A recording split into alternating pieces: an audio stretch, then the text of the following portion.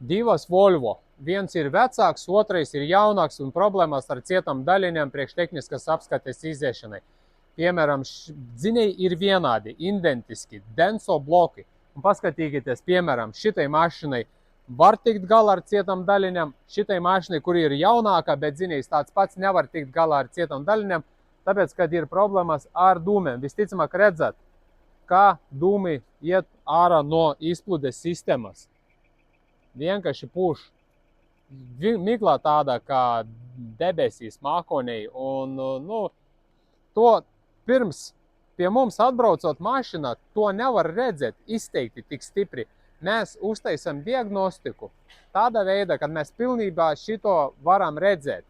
Saistībā ar to degvielas ar programmu pārtaisi, un ir iespējams redzēt, vai tās motors tik stipri kūp vai nekūp. Tātad, piemēram, šitam ir viss kārtībā ar grezeniem, šitie grezenī parādīja, kad nav kārtība grezenī vai kārtībā ventilācija. Tas jau specialistam, motoristam jāzina, kur ir problēma, bet acīm redzot, ele stipri iet ārā un nekādas cietas daļiņas nepalīdzēs. Vienīgais variants dzinēja remonts un jauna DPF filtra uzstādīšana šitai mašinai.